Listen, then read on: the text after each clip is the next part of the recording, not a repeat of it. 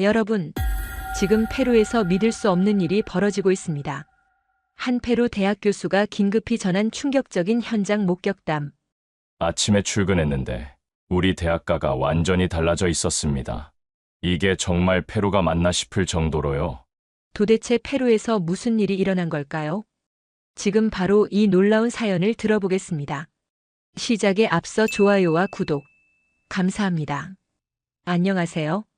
저는 페루 리마 국립대학교에서 25년간 스페인어학과 교수로 재직하고 있는 에밀리오 카르데나스입니다. 그날 아침 8시, 평소처럼 대학교 정문을 통과하는 순간 깜짝 놀랐습니다. 제 수업을 듣는 마리아나가 제게 안녕하세요. 라고 인사를 건넸던 것입니다. 분명히 스페인어가 아니었습니다. 저는 잠시 멈춰서서 마리아나를 바라봤습니다. 마리아나, 방금 뭐라고 인사한 거니? 마리아나는 환하게 웃으며 대답했습니다. 아, 교수님. 한국어로 인사한 거예요. 안녕하세요라는 뜻이에요. 한국어? 25년간 이 대학에서 근무하면서 학생이 한국어로 인사를 건넨 것은 처음이었습니다. 마리아나는 평범한 페루 현지 학생이었는데 말입니다. 한국어를 어떻게 알게 되었니? 유튜브에서 한국 드라마를 보게 되었는데요.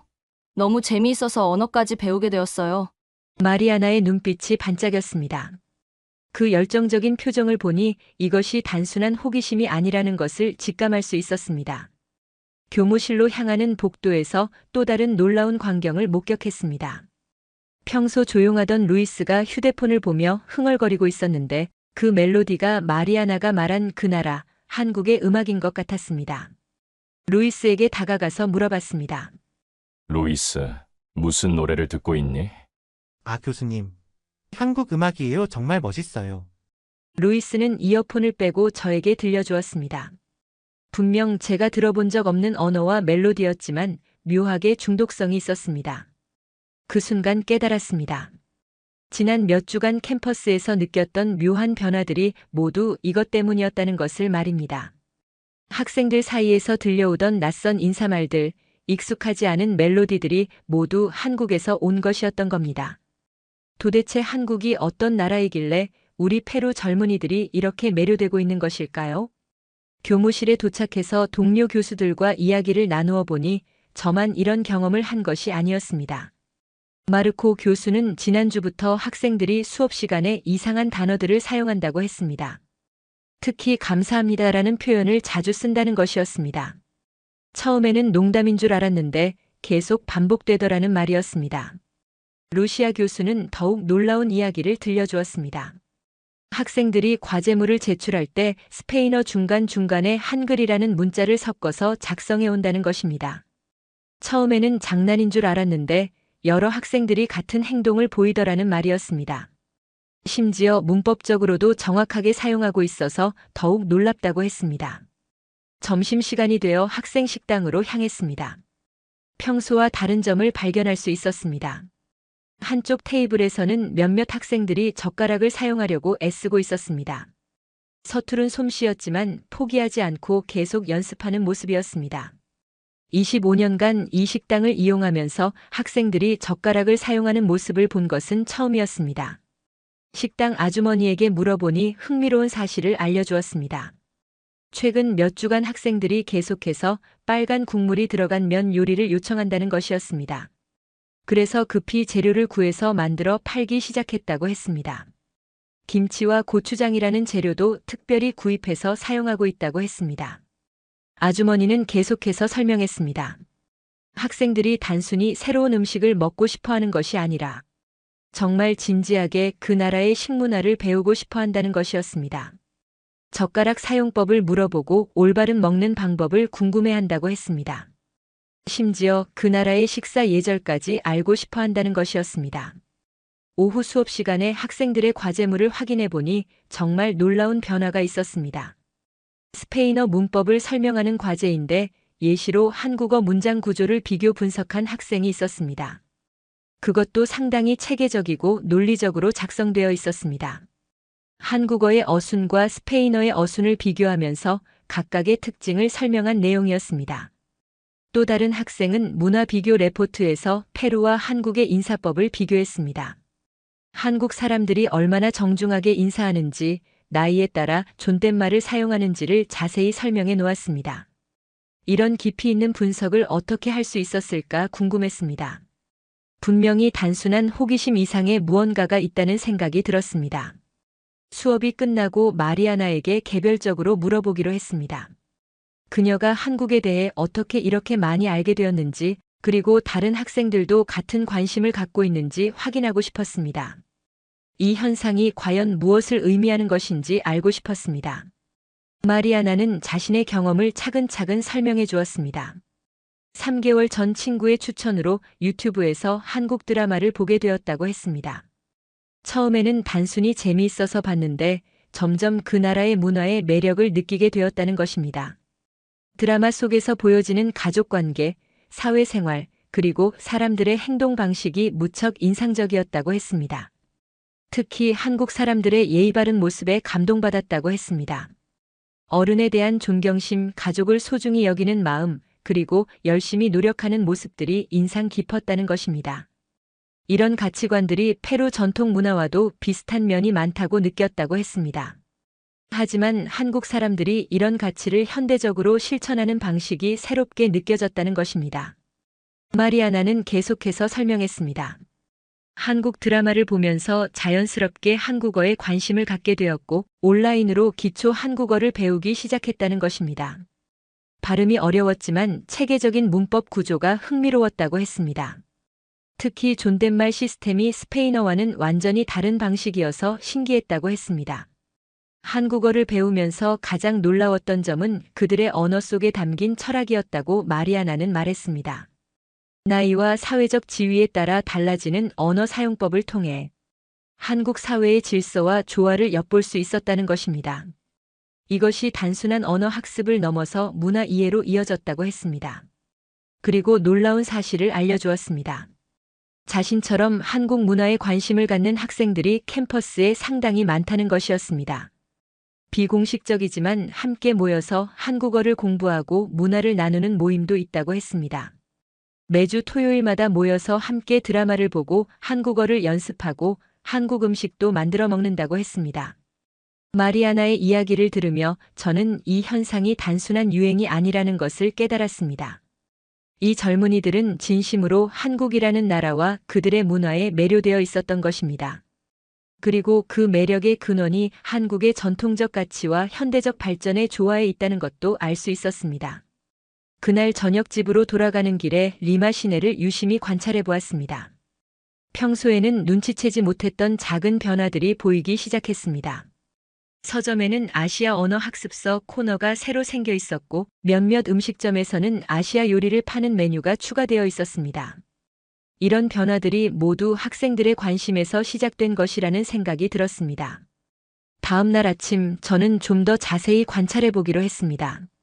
캠퍼스 곳곳을 돌아다니며 학생들의 행동 변화를 주의 깊게 살펴보았습니다. 도서관에 들러보니 놀라운 광경이 펼쳐져 있었습니다. 평소에는 한산했던 아시아 문화 코너에 학생들이 몰려 있었습니다. 아시아 문화 관련 책들이 모두 대출 중이었습니다. 특히 한국 역사와 문화에 관한 책들의 인기가 높았습니다. 도서관 직원에게 문의해보니 최근 2개월간 이런 책들에 대한 대출 요청이 급격히 증가했다고 했습니다. 심지어 새로운 책들을 추가 주문해야 할 정도라고 했습니다. 한 구석에서는 여러 학생들이 모여 앉아 함께 공부하고 있었습니다. 가까이 가서 보니 한국어 교재를 펼쳐놓고 서로 발음을 교정해주고 있었습니다. 진지한 표정으로 열심히 공부하는 모습이 인상적이었습니다. 이들은 단순히 유행을 따르는 것이 아니라 정말로 배우고 싶어하는 것 같았습니다. 한 학생이 다른 학생에게 한국어 문법을 설명하는 모습을 보았습니다. 그 설명이 상당히 체계적이고 논리적이었습니다. 스페인어와 비교하면서 한국어의 특징을 설명하는 방식이 마치 전문 강사 같았습니다. 이 정도로 깊이 있게 공부하고 있다는 것이 놀라웠습니다. 점심시간에 학생 식당에 다시 가보니 변화가 더욱 뚜렷했습니다. 한국 음식을 파는 코너에 긴 줄이 서 있었습니다. 학생들은 젓가락 사용법을 서로 가르쳐주며 즐겁게 식사하고 있었습니다. 어떤 학생은 휴대폰으로 올바른 젓가락 사용법을 찾아보면서 연습하고 있었습니다. 한 학생이 친구에게 김치볶음밥 먹는 법을 설명하는 모습을 보았습니다. 그 정성스러운 모습이 마치 소중한 문화를 전수하는 것 같았습니다. 이들에게 한국 음식은 단순한 이국적 음식이 아니라 존경하는 문화의 일부였던 것입니다. 김치의 역사와 의미까지 설명하는 학생도 있었습니다. 오후에는 동료 교수들과 이 현상에 대해 깊이 있는 대화를 나누었습니다. 처음에는 신기해했던 교수들도 점점 우려의 목소리를 내기 시작했습니다. 페루 전통 문화가 소홀해질 수 있다는 걱정이었습니다. 젊은이들이 외국 문화에만 몰두하면서 자국 문화에 대한 관심이 줄어들 수 있다는 것이었습니다. 마르코 교수는 특히 우려를 표했습니다. 학생들이 페루 전통 음악이나 춤보다 한국 문화에 더 관심을 보인다는 것이었습니다. 루시아 교수도 비슷한 걱정을 했습니다. 스페인어 수업 시간에 한국어를 사용하는 것이 적절한지 의문이라고 했습니다. 며칠 후 더욱 놀라운 일이 벌어졌습니다. 마르코 교수가 급하게 찾아와서 알려준 소식이었습니다. 일부 학부모들이 학교에 전화를 걸어 항의를 하기 시작했다는 것입니다. 자녀들이 갑자기 외국 문화에만 관심을 보인다며 걱정하고 있다는 내용이었습니다. 집에서도 한국어로 인사하고 한국 음식만 먹으려고 한다는 것이었습니다.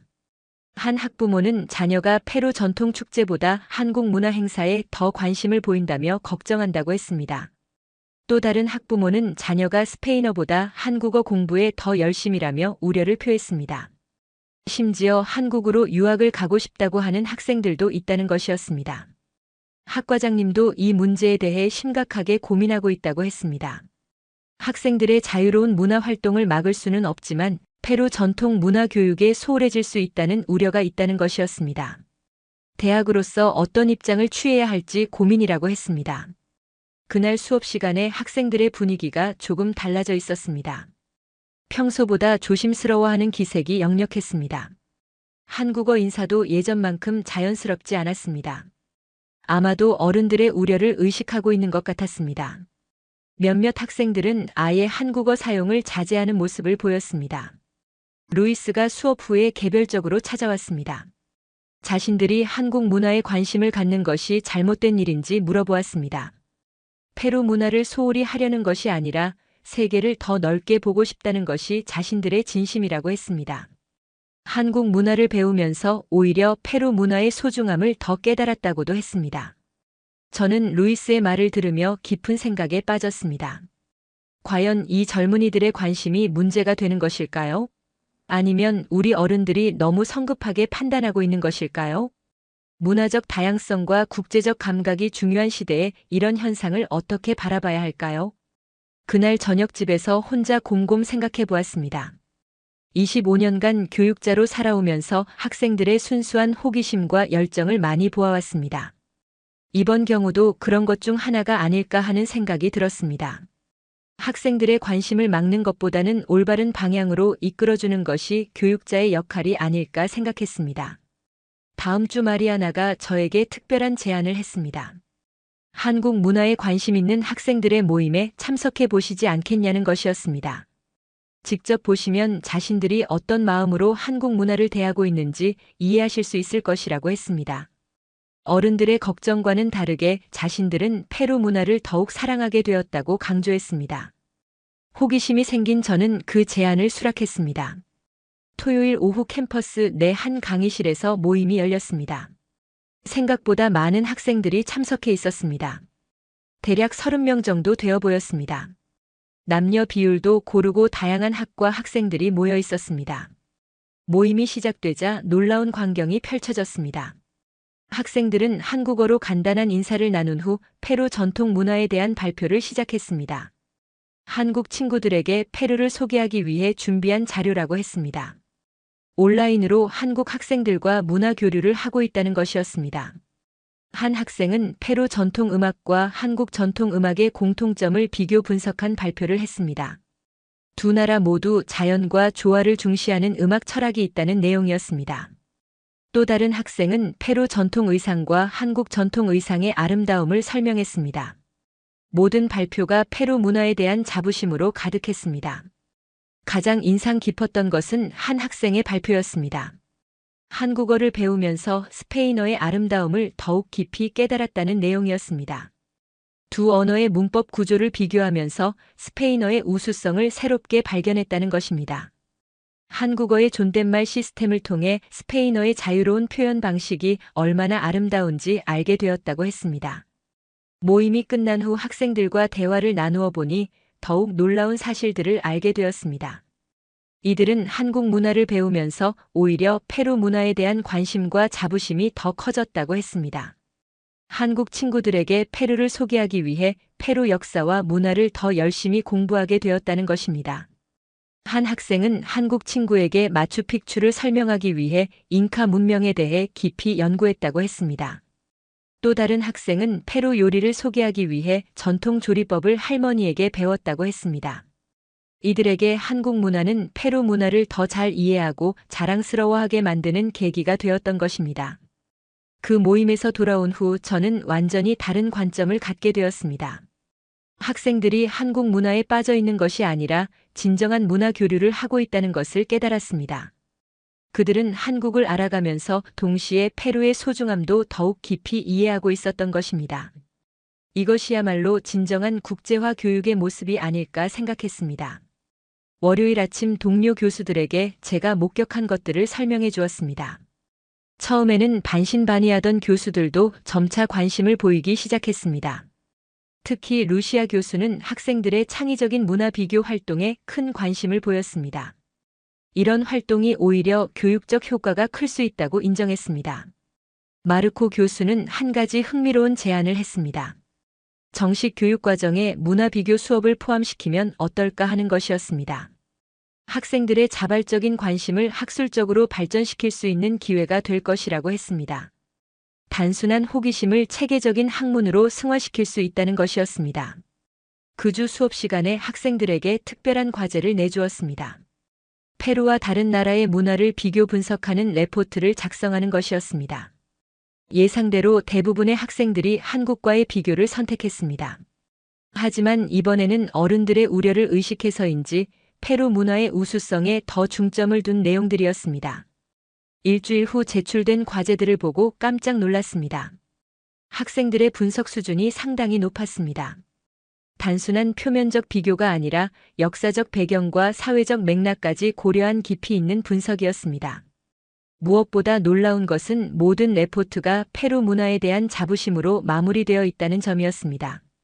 한 학생은 페루와 한국의 가족 문화를 비교하면서 두 나라 모두 가족을 중시하는 전통이 있지만 페루의 가족 문화가 더 따뜻하고 포용적이라고 분석했습니다. 또 다른 학생은 두 나라의 근면 성실한 국민성에 대해 흥미로운 관점을 제시했습니다. 한국의 빠른 발전상을 인정하면서도 페루의 여유로운 삶의 방식이 더 인간적이라고 평가했습니다. 가장 놀라운 것은 학생들이 한국 문화를 동경하면서도 페루 문화에 대한 자부심을 잃지 않았다는 점이었습니다. 오히려 비교를 통해 페루만의 독특한 매력을 더욱 깊이 이해하게 되었다는 것입니다. 한국의 효율성을 배우면서도 페루의 인간미를 더 소중히 여기게 되었다고 표현한 학생도 있었습니다. 이런 경험을 바탕으로 저는 중요한 결정을 내렸습니다. 학과장님께 정식으로 제안서를 제출하기로 한 것입니다. 한국과 페루의 문화 비교 연구를 정규 교육과정에 포함시키자는 내용이었습니다. 학생들의 자발적인 관심을 교육적으로 승화시킬 수 있는 좋은 기회라고 판단했습니다. 제안서에는 학생들의 자발적인 문화 교류 활동이 얼마나 교육적 가치가 높은지 상세히 설명했습니다. 그리고 이런 활동을 통해 학생들이 국제적 안목과 동시에 자국 문화에 대한 자부심을 기를 수 있다고 강조했습니다. 더 나아가 이것이 진정한 글로벌 인재 양성의 방법이라고 주장했습니다. 학과장님은 제안서를 검토한 후 긍정적인 반응을 보였습니다. 다른 동료 교수들과도 협의해 본 결과 모두가 찬성한다고 했습니다. 심지어 처음에 우려를 표했던 마르코 교수도 적극 지지한다고 했습니다. 학생들의 활동을 직접 보고 나서 생각이 바뀌었다고 했습니다. 한 달 후 한국 페루 문화 비교 연구 수업이 정식으로 개설되었습니다. 수강 신청 첫날 정원이 모두 찬 것은 물론 대기자까지 생겼습니다. 학생들의 관심이 얼마나 높은지 알 수 있었습니다. 심지어 다른 학과 학생들까지 수강하고 싶다고 문의해 왔습니다. 첫 수업 시간에 마리아나가 대표로 발표를 했습니다. 한국 문화를 알아가면서 페루 문화의 소중함을 더욱 깊이 깨달았다는 내용이었습니다. 그리고 이제는 전 세계 사람들에게 페루의 아름다운 문화를 소개하고 싶다고 했습니다. 한국 친구들이 자신들의 문화를 자랑스러워하는 모습을 보고 자신도 페루를 더 사랑하게 되었다고 했습니다.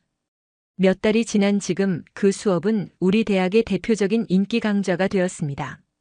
학생들은 한국어를 배우면서 동시에 스페인어의 아름다움도 새롭게 발견하고 있습니다. 그리고 무엇보다 중요한 것은 이들이 진정한 국제적 감각을 기르고 있다는 점입니다. 한국어 수업을 듣는 학생들이 동시에 페루 전통 문화 연구에도 적극적으로 참여하고 있는 것이 그 증거입니다. 수업에서 가장 인상적인 것은 학생들이 스스로 만든 문화 교류 프로젝트였습니다. 페루 전통 춤을 한국식으로 재해석한 공연을 준비하거나 한국 전통 음악에 페루 악기를 접목시킨 창작 활동을 하고 있었습니다. 이런 창의적인 융합이야말로 진정한 문화 교류의 결과물이라고 생각했습니다.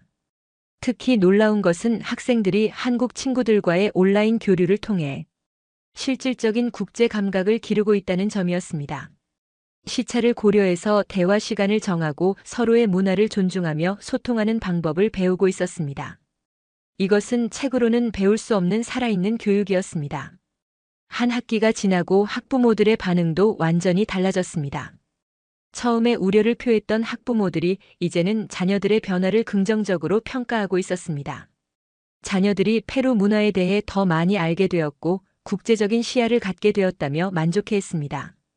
결국 한국이라는 나라가 우리 페루 젊은이들에게 준 것은 단순한 문화적 유행이 아니었습니다. 그들에게 세계를 보는 새로운 눈과 자국 문화에 대한 더 깊은 이해를 선물해 준 것입니다. 이것이야말로 진정한 문화 교류의 힘이 아닐까 생각합니다.